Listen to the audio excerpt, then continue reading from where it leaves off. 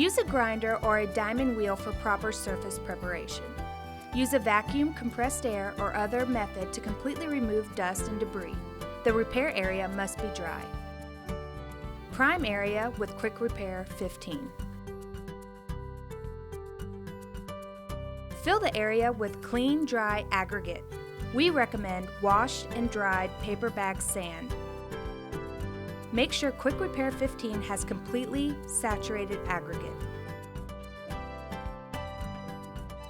Pull plastic scraper over area or use a grinder with a diamond pad to polish.